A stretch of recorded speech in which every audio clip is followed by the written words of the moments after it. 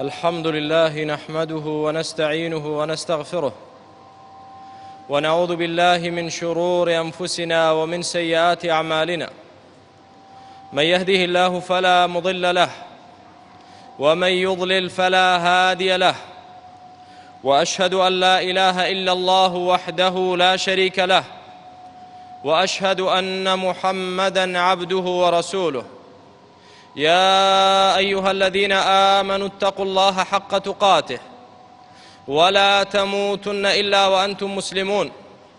يا أيها الناس اتقوا ربكم الذي خلقكم من نفس واحدة وخلق منها زوجها وبث منهما رجالا كثيرا ونساء، واتقوا الله الذي تساءلون به والأرحام إن الله كان عليكم رقيبا. يا أيها الذين آمنوا اتقوا الله وقولوا قولا سديدا يصلح لكم أعمالكم ويغفر لكم ذنوبكم، ومن يطع الله ورسوله فقد فاز فوزا عظيما. أما بعد، فإن خير الحديث كتاب الله، وخير الهدي هدي محمد صلى الله عليه وعلى آله وسلم، وشر الأمور محدثاتها، وكل محدثة بدعة، وكل بدعة ضلالة، وكل ضلالة في النار. وبعد، مسلمانان، خواي پروردگار خالقی ئێمەیە، ئەوەشیان کە هیچمان گومانمان تێیدا نییە، و گومانیش لەوەدا نییە کە خالقی ئینسان خۆی ئینسانەکە دەناسێت.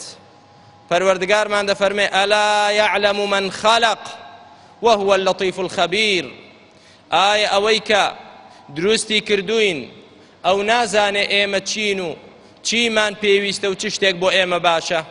لە کاتێکدا کە وهو اللطيف الخبير، خوای پەروەردگار خەبیرە و شارەزایە و ئاگادارە و زانایە بە هەموو وردەکاریەکی ئینسان و ژیانی ئینسان لەم بوونەوەرەدا. کەواتە پەروەردگارمان کە دروستی کردوین، ئەویش بەرنامەی بۆ داناویت، و ئەویش دەزانێت چ شتێک بۆ ئێمە باشە، چ پیاوان و چ ئافرەتان.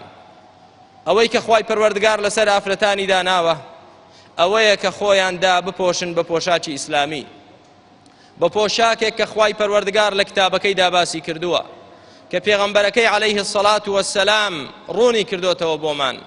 ئەو پۆشاکەی کە پەروەردگار فەرضی کردووە لەسەر ئافرەتان، چۆن نوێژ فەرزە لەسەر موسڵمانان، چۆن ڕۆژ و گرتن و زەکاتدان فەرزە لەسەر موسڵمانان، بە هەمان شێوەش خۆداپۆشینی ئافرەت فەرزە لەسەری. ئەگەر بێت و خۆیدا نەپۆشێت، ئەوە تاوانێکی گەورەی کردووە، ئەوە بێشەرعی کردووە و بێفەرمانی خوای گەورەی کردووە، و بەوەش ناوەستێتەوە کە تاوانبارە، بەڵکو سەر دەچێشێ بۆ تێکدانی عائیلە و خێزان و کۆمەلگا بەگشتی. کەسێک کە بێت و ڕۆژوو نەگرێ زەرەرەکەی تەنها بۆ خۆیەتی، کەسێک کە بێت و فەرمانێکی تری خوای پەروەردگار جێبەجێ نەکات، لەوەیە زەرەرەکەی تەنها لە خۆیدا بێت. بەڵام ئافرەتی موسڵمان کە خۆیدا نەپۆشێت، تەنها بەوە تەواو نابێ زەرەر لە خۆی بدا، بەڵکو زەرەر لە خێزانی و لە کۆمەلگاشی دەدا. کۆمەلگا بەرەو بەدڕەوشتی دەڕوا، کۆمەلگا تێک دەچێ و بەرەو ڕوخان و داڕمان و ئینهیار دەڕوا، بەدڕەوشتی بڵاو دەبێتەوە و فەسادی و بێ ئەخلاقی بڵاو دەبێتەوە لە کۆمەلگادا. ئەگەر بێت و ئافرەت لەو فەریزەتەی خوا لا بدا کە بریتیە لە خۆداپۆشین و جلێکی شەرعی کە خوای گەورە لەسەر ئافرەتانی داناوە. کەواتە ئەگەر سەیر لە ئایەتە پیرۆزەکانی قورئان بکەین، بیر لە حەدیثە پیرۆزەکانی پێغەمبەری خوا بکەینەوە عەلەیهی السەڵات وەسسەلام، بۆمان دەردەکەوێ خوای پەروەردگار فەرمانی کردووە کە ئافرەتان خۆیان داپۆشن. دەفەرمێ خوای پەروەردگار: یا ئەیوهە النەبی، ئەی پێغەمبەری خوا، قل لأزواجك، فەرمان بکە بە خێزانەکانت، قل لأزواجك وبناتك وكچەکانت ونساء المؤمنين، وفەرمانیش بکە بە خێزانەکان و ئافرەتانی ئیماندارانیش، يدنين عليهن من جلابيبهن، بە عەباکەیان لەسەرەوە بە خۆیاندا شۆڕ بکەنەوە تا خوارەوە.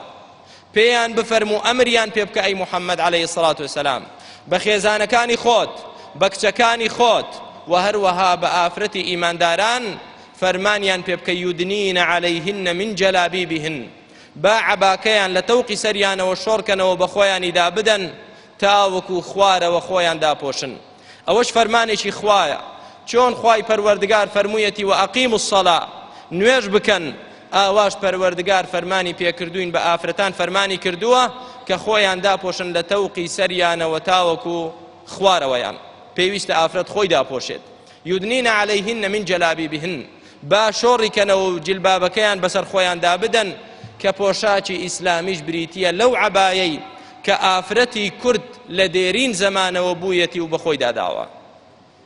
لە ئاەتێکی تردا خوای پەروەردگار دەفەرمێت وقل للمؤمنين يغضوا من أبصارهم ويحفظوا فروجهم. أي محمد عليه الصلاة والسلام فرمان كبا بياوان چاویان بپارێزن دایگرن سەیری ئافرەتێک نەکەن کە حەرام بێت لێیان، و هەروەها ويحفظن فروجهم با عورەتی خۆیان بپارێزن و خۆیان تووشی زینا نەکەن. دوای ئەوە ئەمر بە ئافرەتان دەکا وقل للمؤمنات يغضضن من أبصارهن ويحفظن فروجهن. بآفرتاني إيمان دارش بڵێ با چاویان داگرن ئەوانیش واتە چاو نەبڕنە پیاوانی بێگانە ويحفظن فروجهن عورەتی خۆیان بپارێزن. ئەوەش ئافرەت ولا يبدين زينتهن إلا ما ظهر منها، با جوانی خۆیان دەرنەخەن ئللا ئەوە نەبێ کە بۆ خۆی دەردەکەوێت کە چییە؟ ئەو جلە و پۆشاکەیە کە لەبەری کردووە. ئەوەیە کە جل دەردەکەوێت ئافرەت دەچێتە دەرەوە بە جلێکی شەرعی قەیناکە، بەڵام خۆی بەدەستی خۆی جوانی خۆی دەرخات خوای پەروەردگار حەرامی کردووە.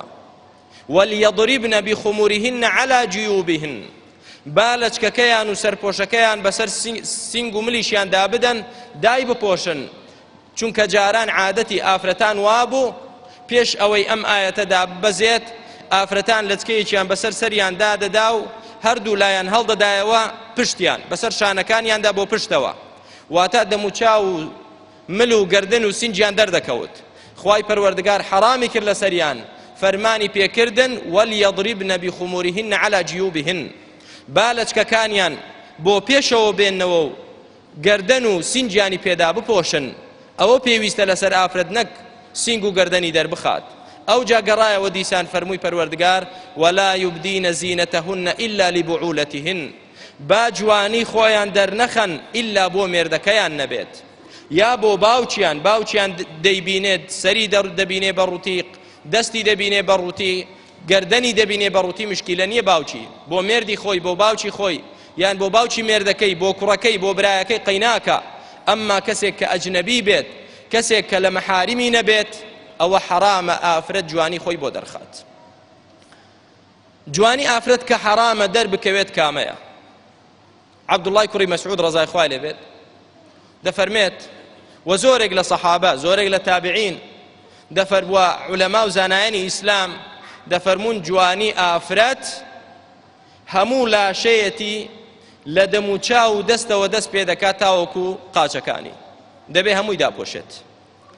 هەندێک لە عولەما لە زانایان دەفەرمون ئافرەت بۆی هەیە دەست و دەموچاوی دیار بێت، کە ئەوەش قەولێکی ضەعیفە، ڕەئیەکی لاوازە، چونکە جوانی ئافرەت لە دەموچاویدایە. خوای پەروەردگار لە ئاەتێکی تردا دەفەرمێ ولا يضربن بأرجلهن ليعلم ما يخفين من زينتهن. دەفەرمێ ئافرەتان کە کاتی خۆی خڵخاڵیان لە قاچ بوو ئەگەر بەڕێدا دەڕۆن با بە قەو پێ لە زەوی نەنێن بۆی دەنجی خڵخاڵەکانیان نەیەت تەئسیر لە پیاوان نەکات، کە خوای گەورە ئەوە مەنعکا و حەرامیکە. ئەی چۆن ئافرەتێک بە دەموچاوێکی درەوشاوە و جوانەوە بێتە دەرەوە و بڵێ ئەوەیان قەیناکە دروستە. ڕەئی ڕاست و ڕەئی بەهێز و بە قووەت لە شەریعەتی ئیسلامدا ئافرەت بۆی نییە دەموچاویشی بۆ پیاوی بێگانە دەرخات، حرامە لەسەری. ئەوەش بریتی نییە لە زوڵمکردن لە ئافرەت. لە سەرەتای وتارەکە وتمان ئەوەی کە خالقمانە و دروستی کردوین ئەو بەندەکانی خۆی دەناسێ پیاو چی پێویستە و ئافرەتیش چی پێویستە. ئافرەت لە ئیسلامدا گرانبەهایە، و گرانبەهایەتی ئافرەت وای کردووە کە دەبێ شتێکی گرانبەها لە شوێنێکی چاکدا بپارێزرێت.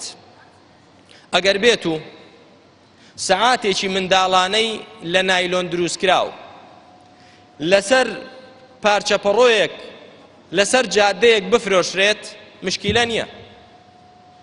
بەڵام ئەگەر بێت و سەعاتێکی زێر لە شوێنێکی ئاوا بێنرخ و کەمدا بدرێ کەس قیمەتی نازانێت بە هیچی دانانێت دەڵێن دیارە زێر نییە ئەگەر زێر بوایە لە جامخانەیەکدا دەبوو لە دوکانی زێڕنگر لە شوێنێکی محتەرەم دەپارێزرا چونکە زێر شوێنەکەی شوێنێکی محتەرەم و پارێزراوە پیاو هەرچەندە بگەڕێت و بێت و بچێتە دەرەوە مشکلەی نییە بەڵام ئافرەت بە حکمی ئەوەی کە خوای پەروەردگار ئافرەتی بە جوانی دروست کردووە ئەوە من ينشأ في الحلية وهو في الخصام غير مبين ئافرەت خوای گەورە لە خشڵ و زێر و جوانی و لەو شێوەیە دروستی کردووە و ئافرەتیش تەأسیری هەیە لەسەر پیاو پێغەمبەری خوا عليه الصلاة والسلام دەفەرمێ ما تركت بعد فتنة أضر على الرجال من النساء لدواي خۆم هیچ فتنەیەکم جێ نەهێشتووە کە فتنە بێ بۆ پیاوان و زەرەر لە پیاوان بدا وەکو ئافرەت کە ئافرەت زەرەر لە پیاو دەدا ئەگەر بێت و ئەو ئافرەتە پۆشتە نەبێت و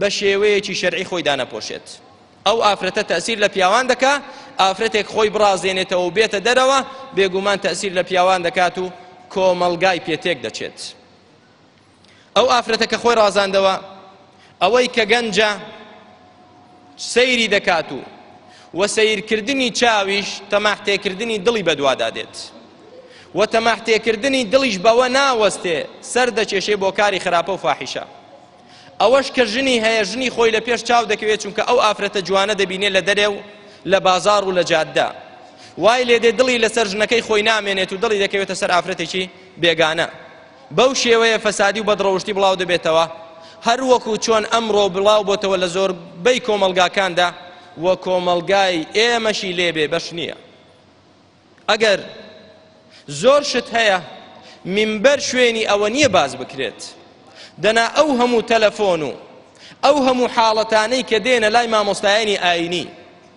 ئەوانەی کە باز دەکەن مامۆستا خێزانەکەم خیانەتی زەوجی لێ کردوم مامۆستا خوشکەکەم وای کرد مامۆستا کچەکەم تووشی فاحیشە بۆ چ بکەین فلانە کەسی تووشی ئەوە بۆ چ بکات ئەو شتانە دەبێت سەتر بکرێن و بیپۆشین منبەر جێی ئەوە نییە دەنا ئەگەر باسکەین دەبێت زۆربەی خەڵک سەری خۆی شۆڕکات بۆ چونکە ئافرەت بەرەڵا دەکرێت بەو شێوەیە بەرەڵا دەکرێت و وەلی ئەمرەکەی ڕێشمەی بۆ شل دەکات و کاری بۆ ئاسان دەکات بە شێوەیەکی ئاوا کە بێت و خۆی بڕازێنێتەوە و بچێتە دەرەوە ڕاوی گەنجان و پیاوانی بێگانەی پێ بکات ئەوە ڕاوکردنە بەڕاستی ئەو کەسەش کە بڵێ ئافرەت خۆی بڕازێنێتەوە و بێتە دەرەوە تەأسیر لە پیاوان ناکە ڕاز ناکات یا ئەو پیاو نییە مانای پیاوەتی و نێرێتی تێدا نییە یا قسەکەی ڕاز نییە هیچ کەسێک نییە تەأسیری تێ نەکرێت پێغەمبەری خوا عەلەیه السەڵات وەسەلام ڕۆژێکیان لە مزگەوت دانیشتووە لەگەڵ سەحابە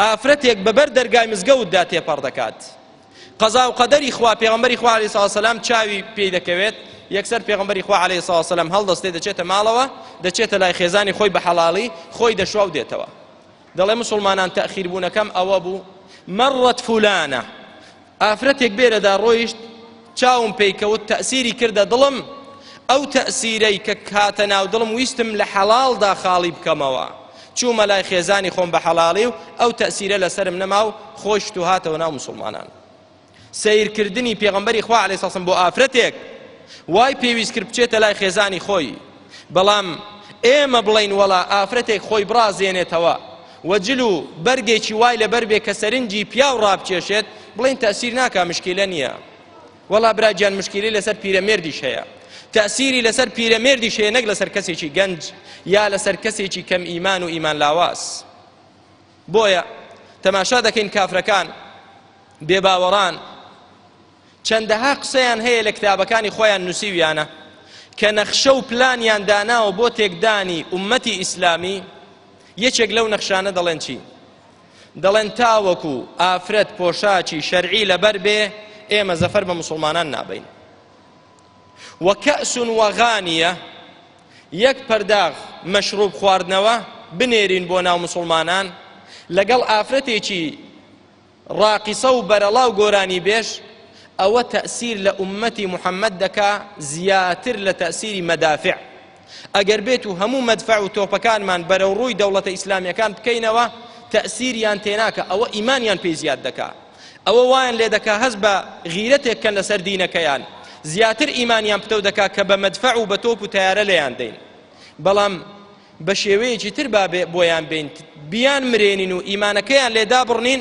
بەبێ ئەوەی تۆپ و تەیارەش بەکاربێنین کەسون وەغانیە مەشروب خواردنەوە لە ناویاندا زیادکەین کە سەرخۆشیان کەین و مەستیان کەین و ئافرەتی گۆرانی بێژ بێنین لە ناویاندا بەڕووتی گۆرانی بڵێن ئەوە تەئسیر لەو ئومەتە دەکات و لە دیندایان دەڕنێت کەواتە براکانم یەکێک لە مخەتەتی دوژمنانی دینی خوا ئەوەیە بەهۆی ئافرەتەوە بتوانن ئەو ئومەتە لە ئیسلامەتی و لە دیندارێتی و خواپەرستی دابڕنون و دووری خەنەوە بۆ یەکیش تریان دەڵێ ئێمە ناتوانین دەست بەسەر وڵاتانی موسڵماندا بگرین تاوەکو ئەو جلو بەرگەی ئەو پۆشاکەی لەسەر ئافرەتە دایڕنین و بیخەینە سەر قورئانەکان ئەگەر ئەو پۆشاکەی ئافرەت خۆی پێدا پۆشیوە ئەو پۆشاکە لە ئافرەت داڕنین قورئانی پێ بپێچینەوە و کەس نەیخوێنێتەوە ئافرەتیش خۆی ڕوودکاتەوە ئێمە سەر دەکەوین بەسەر موسڵماناندا فعلا وای لێ هاتووە ئێستا سوپاس بۆ خوای گەورە خەڵکی تێدەگا و گەڕاوەتەوە تۆزێک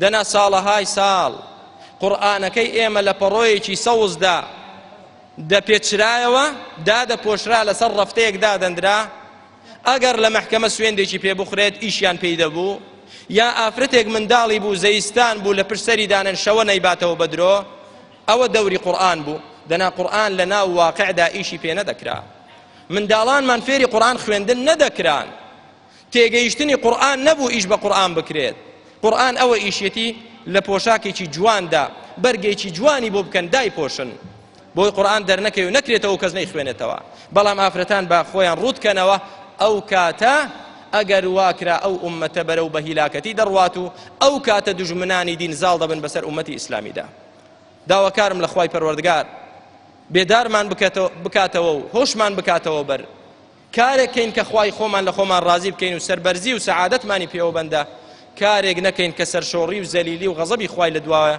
خوا بمان پارێز و ڕەحمان پێ بکە والحەمدولله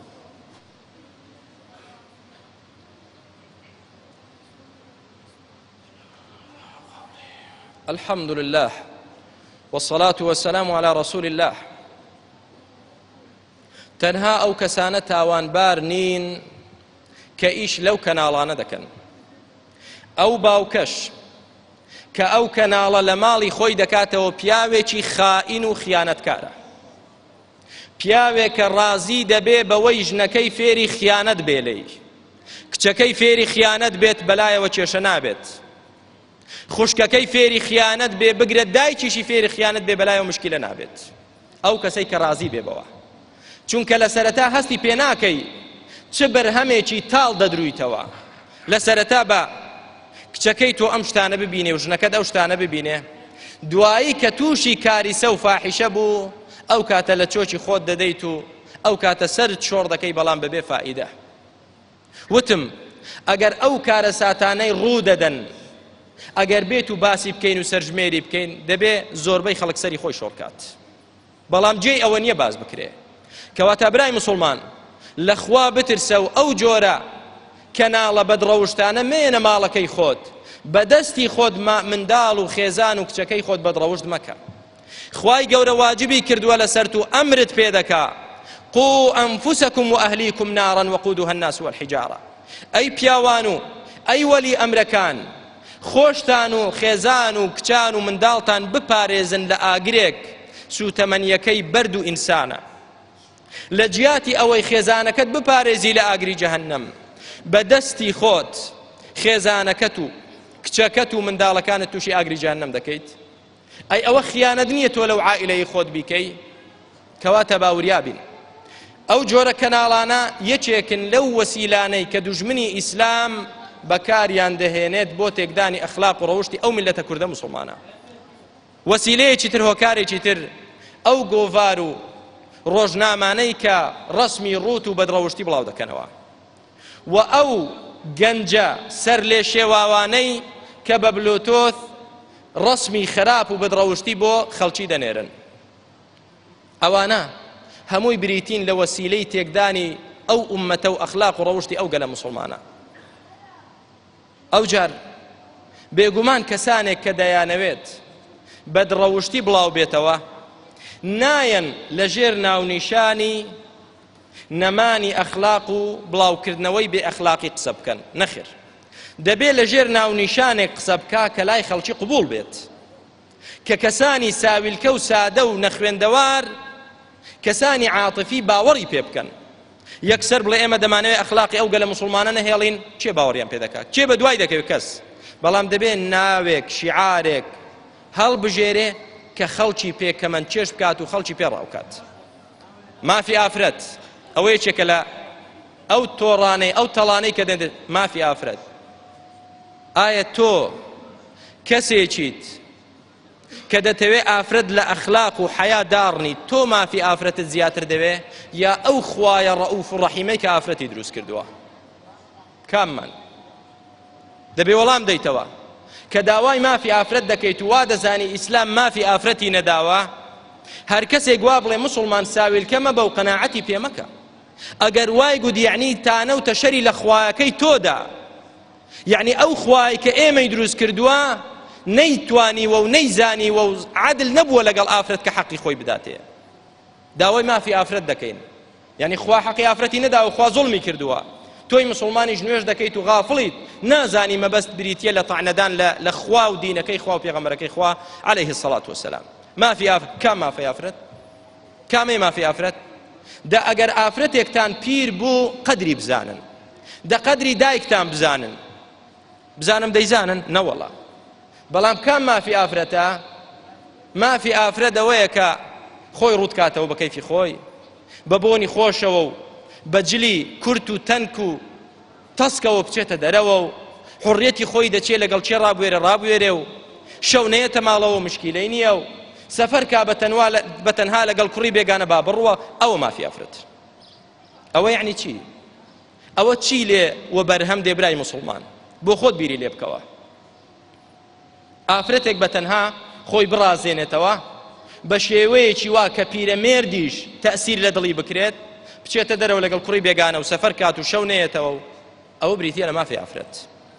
بۆ باوک و برایەکەشی نەهاتووە، بۆ مێردەکەشی نەهاتووە بڵێ نابێ ئەو جلەت لەبەر بێ. ئەوە حڕیەتی ئافرەت تێک دەدا، ئازادی ئافرەت ناهێڵێ ئەو شتانە. بۆی نەهاتووە بڵێ دەبێ ئاوا بکەیت و ئاوا نەکەی، نە، ئەوە حڕیەتی ئافرەت تێک دەدات. ئەی قەوامیەتی پیاو لە کوێدایە کە خوای گەورە فەرمێ الرجال قوامون على النساء.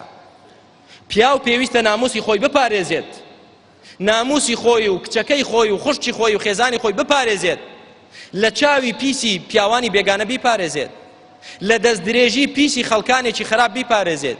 ئەو دەڵێن نابێ دیفاعی لێ بکات، نابێ ڕێگای لێ بگرێت. ئەوە حڕیەتی ئافرەتە. کەلیمەی حڕیەت و ئازادیش کەلیمەیەکی خۆشە. ناڵێ دەمانەوێت ئافرەت بەرەڵا بێت، ناڵێن دەمانەوێت ئەو کۆمەڵگایە ئەخلاقی تێدا نەمێنێت. نە، ئازادی ئافرەت، مافی ئافرەت، پێشکەوتنی ئافرەت. کام پێشکەوتنە؟ لە چدا پێشکەوتووە ئافرەت؟ با پێمان بڵێن. ئایا لەوەدا پێشکەوتووە کە علم و زانستیەکی زۆری بەدەست هێناوە، دیارە کە چدا هاتێک و شتی داهێنراوی جوانی بۆ ئەو میلەتە داهێنا، یا بەڕاستی ئافرەتی ئێمە بەڕاستی داهێنانی مەزبوطیان هەیە لە چدا؟ لەوەدا کە شتێک ئافرەتێکی کافرەی فاجیرە بیکا لە ئەوروپا بۆ سپەینی ئافرەتی ئێمەش یەکسەر وەکو ئەو تەطبیقی دەکات. لەوەدا پێشکەوتون، لەوەدا پێشکەوتووە کە هەر مۆدێلێک لە غەربەوە بێت لەو کوردستانەی ئێمەدا جێبەجێ دەکرێت. ئەوە پێشکەوتنە. واللهی پێشکەوتنیە برای مسلمان. خوشتی مسلمان بەوە مەخەڵەتێ کاتێک تۆ بە نرخیت و ڕێزت هەیە و قیمەتت هەیە کە گوێڕایەڵی خوای خالقی خۆت بکەیت، کە چی بۆ داناوید ئەوە بکەیت. ئافرەت کاتێک نرخی هەیە و ڕێزی هەیە، هەروەکو چۆن زێر لە جامخانەیەکدا لە دوکانێکی جوان و ڕازاوەدایە، ئافرەتیش ئاوا ڕازاوەیەتەکەی و پاراستنەکەی لەوەدا دەبێت لە جل و پۆشاکی شەرعیدا بێت. لەوەدا دەبێت کە لە ماڵی خۆی جیلێک پەروەردە بکە، نەک بەبێ مەبەست بچێتە دەرەوە و سەرنجی خەڵک بۆ لای خۆی ڕابچێشە و تەئسیری خراپ لە خەڵک بکات. کەواتە براکانم و خوشکانی مسلمان، با بزانین سەعادەت و بەختەوەریمان و عزت و کەرامەت و سەرکەوتنمان لە دینی خوادایە. بە هیچ شێوەیەک سەرکەوتن و خۆشحاڵی تۆ لەوە دانی ئەی خوشی مسلمان خۆت ڕوود بکەیتەوە. سوێن بەخوا ئەو ئافرەتەی کە خۆی ڕوود دەکاتەوە، ئەو ئافرەتەی کە داوای ئەو حڕیەتە بێشەرعیە دەکات هەیبێ، واللهی لای پیاوانی چاک ڕێزی نەماوە. پیاوانێکی نەفز نزم پێت ڕادەبوێرن، شەهوەتی خۆیان بە تۆ تێر دەکەن، دوایش بەرەڵات دەکەن. مەسیری تۆ یا خۆکوشتن دەبێ، یا ڕیسوایی و سوکایەتیت بۆ دەمێنێتەوە و سرت شۆڕ دەبێت لە ئاستی خزم و کەسوکارتدا. ئافرەتێک خەڵک دەیەوێت کە داوێن پاک بێت، کە ئەخلاق و ڕەوشتی جوان بێت و جل و پۆشاکی وەکو ئەوە بێ کە خوا دەیەوێت.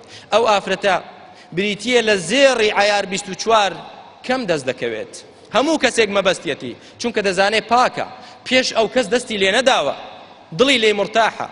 بەڵام ئافرەتێک وەکو سیارەی عمومی وابێ، هەرچی بێ سواری سیارەی عمومی بێت، چه سیارەی عمومی دەوێت؟ مەگەر بۆ کرێ بمەوێت، دەنا بۆ خۆم بۆ خاصی خۆت سیارەیەکی خصوصی دەکڕیت کە بەسکی خۆتە و مڵکی خۆتە، لە خۆت زیاتر کەس سواری نەبێ. بەس کە بوو بە عمومی ئەوە ڕێزی زۆر نامێنێ، بەس بۆ کرێ بەکاری دێنی، هەرچی بێ با سوار بێ و بڕوە. خوشتی مسلمان خصوصی بە، تایبەت بە بۆ مێردی خۆت، نەک لە لای مێردی خۆت جوانی خۆت دەرناخەی. کە مێردەکەت هاتەوە لات هەر بە جلی مەطبەخ و بە بۆن و چەوری مەطبەخەوە دەچیتە لای مێردەکەت، ئەسڵەن ڕەغبەتی بۆ لای تۆ نایەت، ڕۆیەکی خۆش نادەیتە مێردی خۆت. بەڵام خوا نەکا بچیتە دەرەوە، چۆن بەلاتەوە جوانە ئاوا خۆت دەڕازێنیتەوە، بۆنی خۆش لە خۆت دەدەی. بۆ چێ؟ بۆ مێردەکەت ناکە حەڵاڵی خۆتە، بۆ کەسانی بێگانە کە چەواشەیان بکەی و سەریان لێ بشێوێنی و سەرگەردانیان بکەی و تووشی فیتنە و بە هیلاکچوونیان بدەی. کەواتە خوشتی مسلمان، نەسیحەتێکە لە قورئان و حەدیثی پێغەمبەری خوا عەلەیهی السەڵات وسەلام بۆ تۆ کە عیفەتی خۆت و کەرامەتی خۆت بپارێزیت. ئەوەش بەوە دەبێت کە تەقوای خوات هەبێت و خۆت دابپۆشی وەکو خوای پەروەردگار دەیەوێت. خۆداپۆشینی ئافرەتیش بەو جلە مۆدێلانە نابێت کە ئەمڕۆ هاتوونە ناو بازارەوە، حتا لە حیجابی شەرعیشدا مۆدێلاتی تێدا دروست بووە. حیجاب بە شێوەیەک دەکات کە لە ئەژنۆیەوە یا لە سەری ئەژنۆیە بۆ خوارەوە ئەوە کراوەیە، ئەوە فەتحەیە، یا لە دواوە کراوەیە، یا لە تەنیشتەکانی کراوەیە، وە کابۆیەکی لە بنەوە لەبەر دەکا بۆی کە شەوقاوی هەڵێنا دیار بێت کە کابۆی لە پێ کردووە. و هەروەها یا جلێکی تەسک لەبەر دەکا، یا جلێکی تەنک لەبەر دەکات، یا هەموو لاشەیدا ناپۆشێت، پەنا بەخوای گەورە، یا لەسەرەوە لەچکەی لەسەرە و لە خوارەوەش پانتۆڵی لە پێیە. ئەو مۆدێلەتانە و هەر کەسێکی گومڕاش فتوا بۆ ئەوانە دەدا و بە جلی شەرعی دەزانێ، ئەوە کەسێکی گومڕایە. جلی شەرعی ئەوەیە کە خوا فەرمووی یودنین عەلەیهن من جەلابیبیهن، عەبای کوردی ئەو جلە شەرعیە کە خوای گەورە لە قورئاندا باسی کردووە، ئەوە جلی شەرعیە. دەنا حیجابێکی تەسکم بۆ لەبەر دەکەیت بەبێ عەبا، وەڵڵاهی ئەوە جلی شەرعی نییە. هەر کەسێکیش فتوات بۆ بدا غەڵەتی کردو هیچ بەڵگەی پێ نییە. و دەبێ ئینسان حەقیش بڵێ شەرم نەکا لە کەس. ئەو قسانەی ئێستا لەسەر مینبەر دەکرێت زۆر کەسی پێتوڕە دەبێ، زۆر کەس بەلایەوە سەیرە. چۆن دەبێ وا بە ئاشکرا؟ بە ئاشکرا دەیڵێم دەموچاوی ئافرەت واجبە دابپۆشێت، چونکە جوانی ئافرەت لە دەموچاویدایە. کەسێک کە بیەوێ بچێ داخوازی کچێک بکات، شەرع ڕوخسەتی داوە تەماشای دەموچاوی بکات، ڕوخسەتی داوە ئەو ئافرەتە دەموچاوی خۆی ڕوود کا بۆی ئەو داخوازی کارەی بیبینێت. بۆ تەماشای دەموچاوی دەکات؟ تەماشای قاچی ناکات، چونکە جوانی ئافرەت یعنی دەموچاو. خوای گەورە دەفەرمێ جوانی خۆیان بادەر نەخەن، جا کە دەری خز بۆ پیاوی بێگانە بێفەرمانی کرد لە فەرمانی خوای گەورە دەرچوو و تاوانبار دەبێت. و هەروەها پۆشاکی ئافرەتی موسڵمان چەند مەرجێکی هەیە. مەرجێکیان ئەوەیە کە داپۆشەر بێ لەسەرەوە تا خوارەوە، مەرجێکی تریان ئەوەیە کە فراوان بێت و تەسک نەبێت لاشەی دەرکەوێت، لە پێشەوە سینجی دەرپەڕێ و لە دواوە و پشتەوەی دەرپەڕێ. وەڵڵاهی ئەگەر بە حیجابیش لەبەری کات تاوانبار دەبێ، گوناهبار دەبێ. ئەو کەسە بەر لەعنەتی خوا دەکەوێت، چونکە ئەو کەسانەی متەئەثر دەبن بە ئافرەت و تیری ژەهراوی ئافرەت لە دڵیان دەدا، خۆ تەنها بە گۆشتی ڕوود متەئەثر نابن.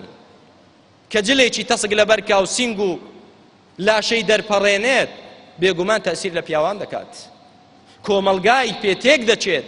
کەواتە خوشتی مسلمان، جلی شەرعی تۆ لەسەرەوە تا خوارەوە و فراوانیش بێ دووەم شت، تەسک نەبێت، لاشەت هەموو حەجمەکەت هەموو دەرخە، ئەستوری ڕانت و سینگت و سەرت و تەنیشت و ئەوە حەرامە، خوای گەورە پێ ڕازی نییە، جلی شەرعیش نییە، با نەشدرێتە پاڵ ئیسلام ئەو جۆرە جلانە. سێمیان با تەنک نەبێت کە لە دەرەوە ڕناوەوەی گۆشتی تێوە دیار بێت. چوارەمیان با جلی کافرەکان نەبێت. لعن الله، خوای گەورە لعنەتی کردووە لەو کەسانەی کە خۆ بە کافرەکان دەچوێنن. ومن تشبه بقوم فهو منهم، هەر کەسێک لە قەومێک بچێ ئەوە لەوانە. نەچی مۆدێلاتی کافرەکان بێنی لە وڵاتی خۆماندا زیندوی بکەیتەوە و بە ناوی دینی ئیسلامیشەوە نەخێر، کە خۆت بە کافر بچوێنی جلی وەکو ئەوان لەبەرکەیت ئەوە بەر لعنەت دەکەویت. و هەروەها مەرجێکی تری پۆشاکی ئافرەتی مسلمان ئەوەیە لە جلی پیاوان نەچێت. هەر ئافرەتێک کابۆی و پانتۆڵ لە پێکا بەر لعنەتی خوا دەکەوێت. لعن الله المتشبهات من النساء بالرجال، لعنەتی خوا پێغەمبەری خوا عەلەیهی سڵام دەفەرمێ خوای گەورە لعنەتی کردووە، نەک من لعنەت بکەم. خوای گەورە لعنەتی لەو ئافرەتانە کردووە کە خۆیان بە پیاوان دەچوێنن، جلی پیاوان لەبەر دەکات. قەمیسێک کراسێکی پیاوانە لەبەر دەکات لەگەڵ پانتۆڵێک لەبەری دەکات. پێغەمبەرەکەمان دەفەرمێ خوا لعنەتی لەو ئافرەتانە کردووە. و هەروەها لەو پیاوانەش کە خۆیان بە ئافرەتان دەچوێنن، خۆی ناسک دەکاتەوە، ملوانکەیەکی لە ملە، گوارەیەکی لە گوێیە و پرچی بە شێوەیەک داهێناوەکو ئافرەتان و دەنجی خۆی ناسک دەکاتەوە، ئەوە ئافرەت با زۆر باشتر بوو. بەڵام خوای گەورە ڕازین بە قەزا و قەدەری خوا بە پیاو دروستی کردووە. خۆی دەڵێ من حەز دەکەم وەکو ئافرەت بم، ڕازینی بەوەی کە خوا بە پیاو دروستی کردووە، دەیەوێت خۆی تەشەبوه کا بە ئافرەتێک، ئەوانەش بەر لعنەتی خوا دەکەون. هەروەها مەرجێکی تری پۆشاکی ئافرەت ئەوەیە کە بۆن خۆش نەبێت. کاتێک دەچێتە دەرەوە با لە ماڵەوە بۆ پیاوەکەی خۆی بۆن خۆش کات. هەر ئافرەتێک بۆنی خۆش لە خۆی بدات و بچێتە دەرەوە بۆ ئەوەی پیاوان بۆنی خۆشی ببیستن و بکەن و سەرنجیان ڕاکێشێ، پێغەمبەری خوا عەلەیهی سڵام دەفەرمێ فەهیە زانیە، ئەو ئافرەتە زیناکارە، وەکو زینای کردبێ ئەوایە پەنا بەخوای گەورە. بۆنی خۆش لە خۆی بدا بۆ دەرەوە، پێغەمبەری خوا عەلەیهی سڵام دەفەرمێ فەهیە زانیە، ئەو وەکو زینای کردبێ ئەوە گوناهی دەگاتێ، خوا بمەپارێزێت. چەند ئافرەت زۆربەتان بە لە ماڵەکەی خۆی بیکاتە قیاس، خوشکی کچی خێزانی لە ماڵەوە بۆنی خۆش لە خۆی نادابووی بۆ پیاوەکەی خۆی، بەڵام کە چۆ دەرەوە بۆنی زۆر لە خۆی دەدات، ئەوە بەر لعنەتی خوا دەکەوێ و وەکو زینای کردبێ پەنا بەخوای پەروەردگار ئاوایە. کەواتە برایانی مسلمان، خوشکانی مسلمان، ڕوو لە هەمووتانە با کارێک بکەین خوای گەورە سەربەرزمان کات، خوای گەورە کۆمەلگاکەمان بپارێزێت لە تێکچوون و بەدڕەوشتی، چونکە هەر کۆمەلگایەک کە ئەخلاقی تێدا نەما ئەو کۆمەلگایە نامێنێت، و کۆمەلگاش ئەخلاقی نامێنێت ئەگەر ئافرەت تێکچوو. ئەگەر ئافرەت تێکچوو، کە ئافرەت تێکچوو ئەو کۆمەلگایە کۆتایی پێدێت، چونکە لە هەموو شتێک زیاتر تەئسیر لەسەر پیاوان بریتیە لە ئافرەت. کە ئافرەت تێکچوو یعنی کۆمەلگا کۆتایی پێهات، خوا پەنامەمدا. کەواتە ڕەحمەتی خوا لە هەموو لایەکتان بێت. مەکەونە شوێن جوولەکە و گاورەکان، مەکەونە شوێن کەسانی منافق کە لە سەرەوە مسلمانن لە ناوە کافرن، دەیانەوێت دینی خوا و دینی مسلمانان و ئەو گەلە کوردە مسلمانە تێکدەن. شوێن ئەوانە مەکەون. ڕەفاقەتی ئینسانی خراپ مەکەن کە نەسیحەتت دەکا بەوەی جلێک لە بەرکەی کە خوا پێڕازی نەبێ. ئەوجا ئەو مامۆستایانش کە لە قوتابخانەکان لە جامیعەکان منعی ئافرەت بکەن، پۆشاکی شەرعی لەبەر بکەن، والله ئەو کەسانە پەنا بەخوا لە ئەبوو جەهل و ئەبوو لەهەب خەراتر دەبن. حسابیان لای خوای گەورە وەکو ئەوان دەبێ خوا بمان پارێزێت کە منع دەکەن لە دینی خوای گەورە، یەصدون عن سەبیل الله، ڕێ لە دینی خوا بگرن و ڕێ لە ئافرەت بگرن. ئەوجا سەیرە بەڕاستی لەلایەکەوە شیعاری ئازادی و مافی ئافرەت بەرز دەکرێتەوە، بەڵام بەس بۆ ئەو کەسانەیە کە ئافرەتی بەرەڵابن ڕوود بن. بەڵام ئافرەتێک کە بە ئەخلاق بێ و ئافرەتێک بە ئیمان بێ و پۆشاکی شەرعی لەبەرکە نابێ مافی هەبێ، مەمنوعە.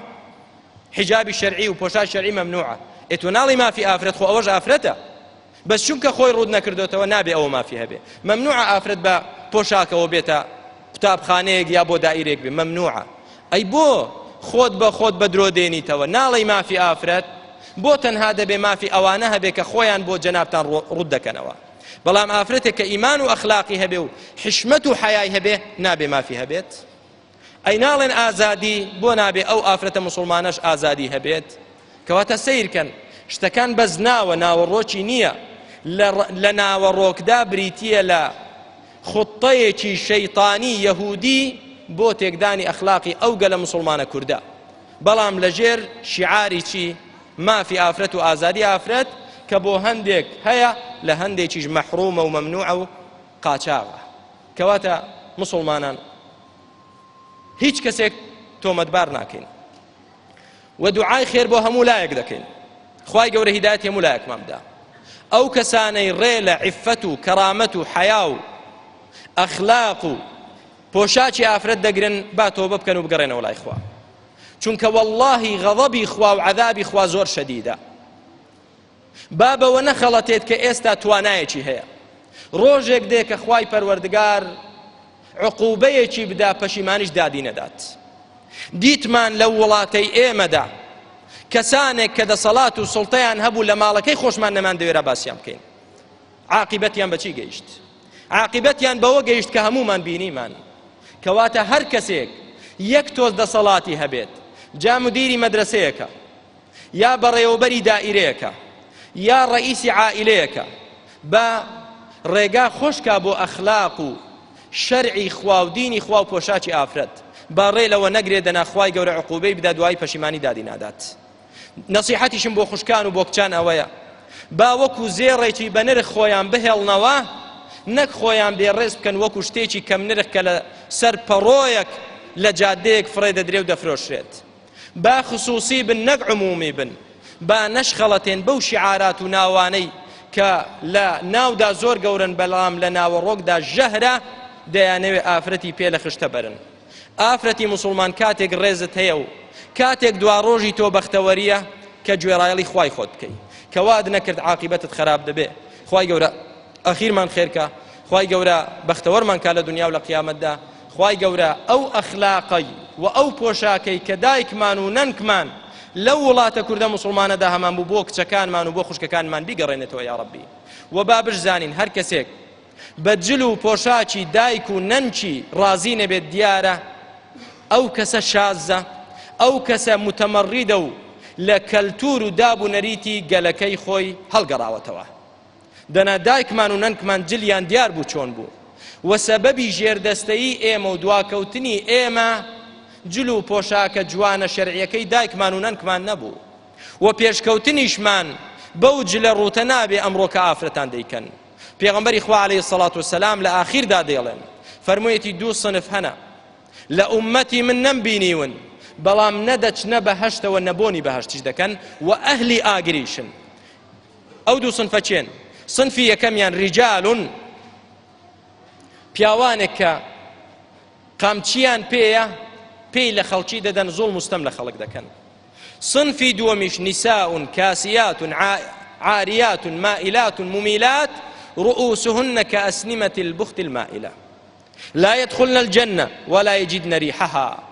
ئافرەتانێک کە بەناو پۆشتەیە بەڵام بەناوە ڕۆک و حەقیقەت پۆشتە نییە، یا جلەکەی تەنکە یا تەسکە یا کورتە، ئەوە پۆشتە نییە. پێغەمبەری خوا عەلەیهی سەڵات وسەلام دەفەرمێ ئەوانە نەمدیتون لە سەردەمی ئەودا بەو شێوەیە ئافرەت بێ و بڵێ مسلمان موابێ نەبۆشتیوە بگرە، نەک لە سەردەمی پێغەمبەر نەبووە. 50 ساڵ پێش ئێستا لە وڵاتی ئێمە نەبووە، 30 ساڵ پێش ئێستا لە وڵاتە مسلمانەی ئێمەدا نەبووە. چێ نەنچی دایکی بینیوە ئەو جلە لەبەر کاکە ئەوڕۆ کچانی مسلمانی کوردی ئێمە لەبەری دەکەن؟ کەسمان نەمان بینیوە. پێغەمبەری خوا عەلەیهی سەڵام دەفەرمێ ئەوانە ئەهلی ئاگرن و ناچنە بەهەشتەوە و بۆنی بەهەشتیش ناکەن، هەرچەندە بۆنی بەهەشت ئەوەندە ساڵ ڕێژ دەڕوات. جا خوشکی مسلمان کە دەتەوێ ئەهلی ئاگر بی و بۆنی بەهەشت نەکەی، بەردەوام بە لەسەر جلە خراپەکەی خۆت. کە دەشتەوێ ئەهلی بەهەشت بی و بەختەوەر بی لە دنیا و لە قیامەت، بگەڕێەوە بۆ لای خوا و پۆشاکی شەرعی بکە، بەوە بەختەوەری دنیا و قیامەت دەبی.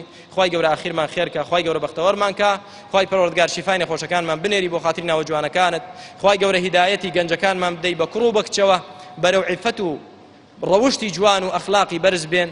خوای پەروەردگار گەنجەکانمان بە کوڕ و بە کچەوە دابمەزرێنی، هەر کەسەی بە شێوەیەکی شەرعی دابمەزرێ بەو شێوەیە کە خۆی پێخۆشە و تۆش پێت خۆشە. خوای پەروەردگار خوای گەورە ئاخیرمان خێرکەی، خوای گەورە هیدایەتی هەموو لایەکمان بدەی، بەدبەختمان نەکەی، بەڕەوشتی لە ناوماندا بڵاو نەبێتەوە و هەروەها قەرزی قەرزدارەکانمان بدەیتەوە. خوای پەروەردگار